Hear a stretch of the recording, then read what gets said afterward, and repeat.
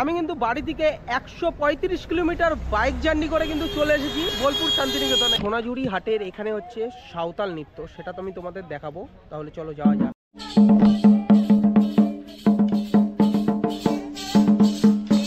মিউজিয়ামের পাশে কিন্তু এখানে বসার জায়গাগুলো রয়েছে, এখানে তোমার চায়ের দোকান এইসব দেখতে পাচ্ছ।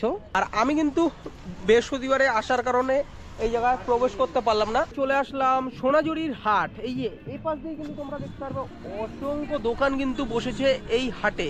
আমরা এই টোকেনটা করে নিয়েছি, এই টোকেনটা কিন্তু তোমার কোনো এনটিভি লাগছে না, মানে কোনো টিকিটের পয়সা লাগছে না, একদম ফ্রিতে কিন্তু তোমরা ঢুকতে পারবে। ওই দেখো হরিণটা, ওই পালিয়ে গেল, ওই দেখো পালিয়ে গেল। হ্যালো বন্ধুরা, তোমরা কেমন আছো? আশা করি তোমরা ভালো আছো। চলে আসলাম বোলপুর শান্তিনিকেতন। আমি কিন্তু বাড়ি থেকে 135 কিলোমিটার বাইক জার্নি করে কিন্তু চলে এসেছি বোলপুর শান্তিনিকেতনে। বোলপুরের বিভিন্ন টুরিস্ট স্পটগুলো কিন্তু ঘুরে দেখতে পারো। আজকে আমি বাইকে করে ঘুরবো, তোমাদের সমস্ত জায়গাগুলো ঘুরিয়ে দেখাবো। তার সাথে তোমরা এই বোলপুরে এসে কিন্তু তোমাদের এই পাশে কিন্তু গীতাঞ্জলি রেল মিউজিয়ামটাও কিন্তু ঘুরে দেখতে পারো।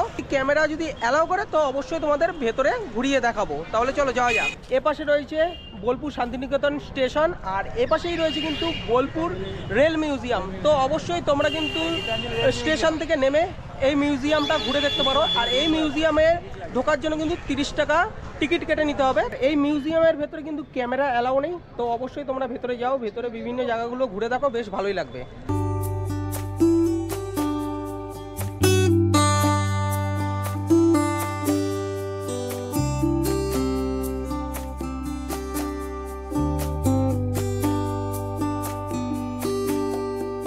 তার সাথে আমার বন্ধু রয়েছে রাতুল।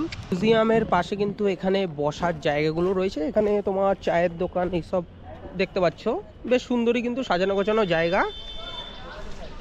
আর অবশ্যই তোমরা কিন্তু এই জায়গাটা ভিজিট করবে, বেশ ভালো লাগবে। আর আমরা কিন্তু এখান থেকে চলে যাব পরবর্তী স্পটের উদ্দেশ্যে। তোমরা কিন্তু বোলপুরে এসে টোটোতে করে কিন্তু বিভিন্ন সাইট সিন ঘুরতে পারো। তো এখানে টোটো দাদার সাথে দেখা হয়ে গেল। দাদার নাম? আমার নাম কার্তিক দাস। কার্তিক দাস, আচ্ছা। তো বোলপুরে কি কি জায়গা ঘোরার রয়েছে? বোলপুরে পাওয়ার স্পট সাইট সিন আছে বারোটা। হ্যাঁ বলুন। উপায় নদী, কঙ্কালীতলা, হ্যাঁ একানব্বই একটা মন্দির কঙ্কালীতলা, শালবনি, পলাশবনি আদিবাসী গ্রাম, যেখানে বাবামণির সিরিয়াল হয়েছিল ওটা, হ্যাঁ সোনাঝুরি হাট, প্রকৃতি ভবন একটা আর্ট কালচার মিউজিয়াম, চৌত্রিশপুরের বুদ্ধ মূর্তি, আমারকুড়ি সোসাইটি, সিজুনি শিল্পগ্রাম, জমিতে শুরু রাজবাড়ি, শান্তিনিকেতন ক্যাম্পাস। আচ্ছা, তো কেমন খরচা করতে পারে দাদা এই পুরো সাইট সিনটা? পুরো সাইট সিনটা দাদা আমাদের একটা প্যাকেজ আছে, ঠিক আছে? প্যাকেজে আমাদের 1850 টাকা প্যাকেজ আছে, তার মধ্যে আমরা কম বেশি করে করে দিই। আচ্ছা, দাদার নাম্বারটা দাও, আমি জেনে নিই। হ্যাঁ বলো। 7865006183। আচ্ছা, তো দাদার নাম্বার কিন্তু আমি দিয়ে দিলাম স্ক্রিন এবং ডেসক্রিপশনে। অবশ্যই কিন্তু তোমরা কন্ট্যাক্ট করে বোলপুর শান্তিনিকেতন ঘুরে দেখতে পারো। আমি চলে এসেছি অবন সেতু, এই যে দেখতে পাচ্ছ অবন সেতু। আর এই যে আমার বাঁ হাতে রয়েছে অজয় নদী, অজয় নদীর উপর দিয়েই চলে গেছে রেল ব্রিজ। তোমরা বোলপুর আসলে এই পয়েন্টটা ঘুরে দেখতে পারো। তাহলে চলো, তোমাদের সাথে দেখা হচ্ছে পরবর্তী স্পটে। রাস্তাটা ধরেই কিন্তু আমরা চলে যাব বিশ্বভারতী ক্যাম্পাসের দিকে। বিশ্বভারতী ক্যাম্পাস যাওয়ার পথে দুধারেই পড়বে অসংখ্য হোটেল। এই হোটেলগুলোতে তোমরা থাকতে পারো। বেশ কয়েকটা হোটেলের নাম্বার ডেসক্রিপশন এবং স্ক্রিনে দেওয়া থাকবে, অবশ্যই তোমরা এদের সাথে কন্ট্যাক্ট করে তোমরা এই হোটেলে থাকতে পারো। আমি কিন্তু এখন চলে আসলাম বিশ্বভারতী ক্যাম্পাস চত্বর। এই যে এই সাইডে কিন্তু বিশ্বভারতী ক্যাম্পাস চত্বর। তোমাদের এই বিশ্বভারতী ক্যাম্পাস চত্বরটা ঘুরিয়ে দেখাবো। তাহলে চলো।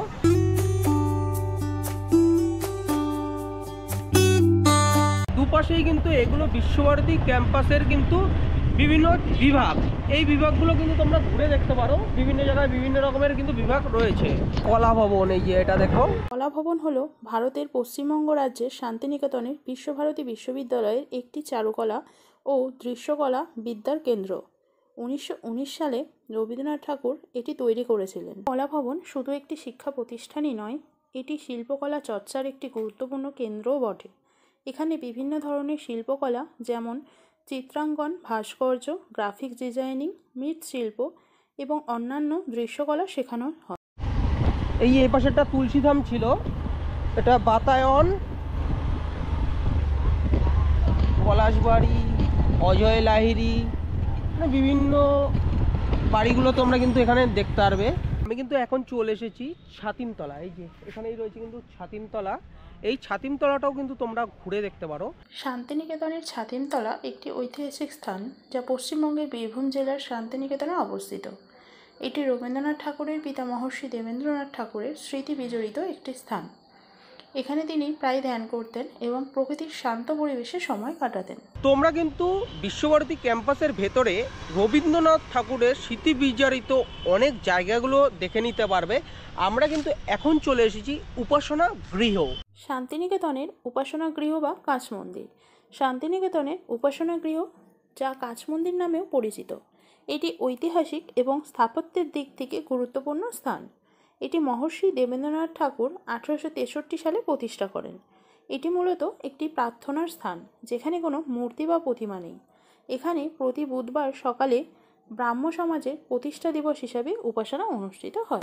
উপাসনা গৃহ দেখে সরাসরি চলে আসলাম তালধ্বজ। এই যে পাশেই রয়েছে, এটা তাল গাছকে কেন্দ্র করে তৈরি খড়ের চাল গোলাকার মাটির বাড়ি। বোলপুর শান্তিনিকেতনের এই বিশ্বভারতী প্রাঙ্গণ চত্বরে কিন্তু রয়েছে 3 পাহাড়। এই 3 পাহাড়টাও কিন্তু তোমরা ঘুরে নিতে পারো, বেশ সুন্দর জায়গা, অবশ্যই ভালো লাগবে। 3 পাহাড় বিশ্বভারতী ক্যাম্পাসের একটি উল্লেখযোগ্য অংশ। এটি শান্তিনিকেতনের উত্তর প্রান্তে অবস্থিত। 3 পাহাড় শান্তিনিকেতনের একটি শান্ত এবং মনোরম স্থান, যা প্রকৃতিপ্রেমীদের কাছে খুবই জনপ্রিয়। এই স্থানের প্রাকৃতিক দৃশ্য এবং শান্ত পরিবেশ দর্শকদের মুগ্ধ করে। বিশ্বভারতী ক্যাম্পাসের ভেতরেই রয়েছে পুরনো মেলার মাঠ। এখানে অনেক আগে দোল উৎসব হতো, দেন ভিড়ভাট্টার প্রবল বাড়ার জন্য এখন দোল উৎসব বন্ধ করে দেওয়া হয়েছে। আমি কিন্তু এখন চলে আসলাম রবীন্দ্র ভবন বা রবীন্দ্র মিউজিয়াম। এই যে এখানে দেখতে পাচ্ছ। আর আমি কিন্তু বৃহস্পতিবারে আসার কারণে এই জায়গায় প্রবেশ করতে পারলাম না। আর তোমাদের বলে রাখি, এই জায়গাটা কিন্তু বুধ বৃহস্পতিবার বন্ধ থাকে। আর অবশ্যই তোমরা কিন্তু বুধ বৃহস্পতিবার বাদ দিয়ে যে কোনো দিন আসো, তোমরা এখানে প্রবেশ করে এই রবীন্দ্র মিউজিয়ামটা ঘুরে দেখতে পারো। আর অবশ্যই তোমরা কিন্তু 10টা থেকে 5টা পর্যন্ত এই রবীন্দ্র ভবন খোলা থাকে। অবশ্যই তোমরা এই জায়গা ভিজিট করতে পারো। রবীন্দ্র ভবন শান্তিনিকেতনের অন্যতম প্রধান আকর্ষণ।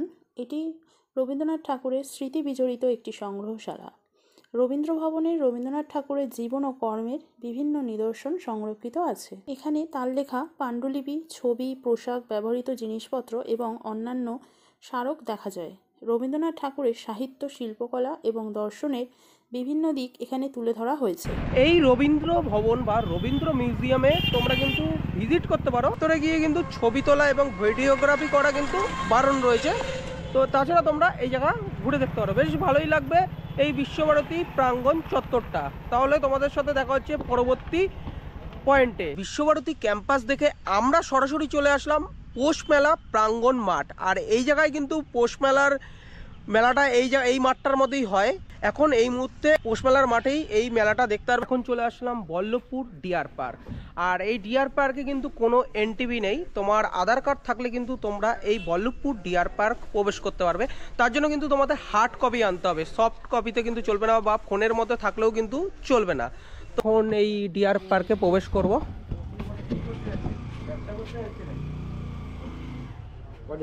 দুজন। এই যে আমরা এই টোকেনটা করে নিয়েছি।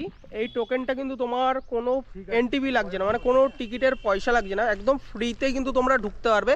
আর সময় দেওয়া রয়েছে কিন্তু 30 মিনিট। 30 মিনিটের মধ্যে কিন্তু তোমাদের এখান থেকে বেরিয়ে যেতে হবে। তারপরে তোমরা এই টোকেনটা ওখানে জমা দিয়ে তারপর তুমি তোমার পরবর্তী ডেস্টিনেশনে যেতে পারো। আর খুব সুন্দর জায়গা, দেখো চারি সাইডে ফুল গাছ দিয়ে সাজানো এই বল্লভপুর এই ডিয়ার পার্কটা কিন্তু তোমরা দেখতে পারবে। ম্যাপটা রয়েছে এই ডিয়ার পার্কের। এই বল্লভপুর ডিয়ার পার্কে তোমরা কি কি বন্য জীবজন্তু দেখতে পারবে সেগুলো কিন্তু এখানে দেওয়া রয়েছে, তোমরা কিন্তু এগুলো দেখতে পারো। এখানে কিন্তু বিভিন্ন রকমের ফুল, বিভিন্ন রকমের গাছ কিন্তু এই জায়গায় দেখতে পারবে। আমরা এই ভেতরে প্রবেশ করব এই পার্কের ভেতরে। ওই দেখো হরিণটা, ওই পালিয়ে গেল, ওই দেখো পালিয়ে গেল। দূরে একটা হরিণ বসে রয়েছে। এই গোপ্রোতে জুম করা একটা অসুবিধা প্রচণ্ড। এই বল্লভপুর ডিয়ার পার্ক মোটামুটি লাগলো, অতটা ভালো নয়। তোমরা যদি চাও অবশ্যই ভিজিট করো। বলতে গেলে এখন ফ্রিতেই তোমরা কিন্তু এই জায়গায় ভিজিট করতে পারবে, টোকেন করে নিতে লাগবে। আর তার জন্য বললাম আধার কার্ড বা যে কোনো আইডেন্টি কার্ড থাকলেই হলো। আর তার সাথে তোমরা যদি নিজস্ব গাড়ি আনো, গাড়ির জন্য কিন্তু 20 টাকা টিকিট করে নিতে হবে। তারপরে তোমরা এই বল্লভপুর ডিয়ার পার্ক ঘুরে নিতে পারবে।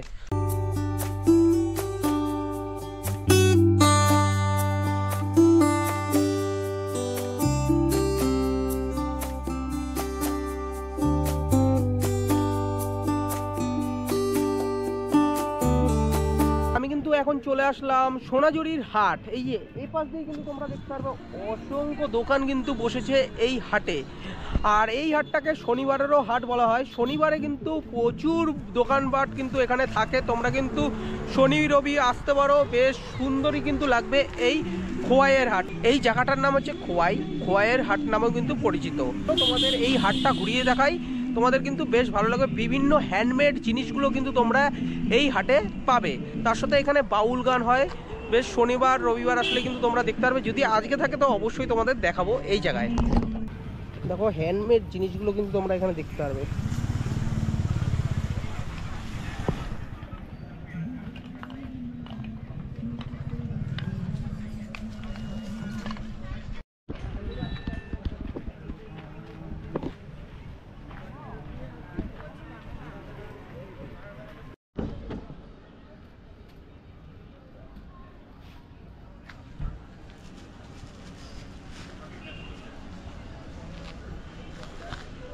এই সোনাঝুরির হাট কিন্তু সপ্তাহে একদিন বন্ধ থাকে, বুধবার ছাড়া কিন্তু বাদবাকি দিন খোলা থাকে। কিন্তু শনি রবিবার কিন্তু প্রচুর পরিমাণের ভিড় তোমরা এখানে দেখতে পারবে।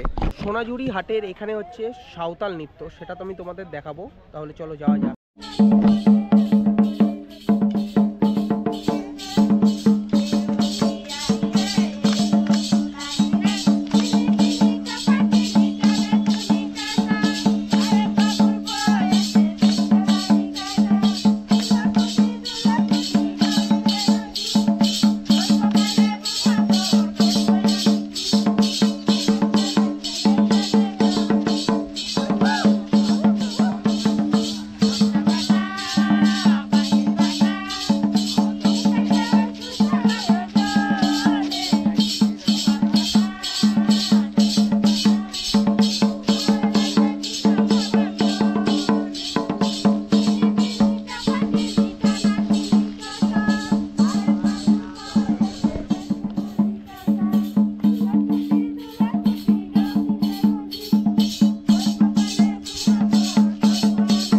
বোলপুরের বেশ কিছু জায়গাগুলো তোমাদের ঘুরিয়ে দেখালাম। একদিনে কিন্তু বোলপুর ঘোরা সম্ভব নয়, তো হাতে যদি সময় নিয়ে আসতাম অবশ্যই তোমাদের বোলপুরের বিভিন্ন জায়গাগুলো ঘুরিয়ে দেখাতাম।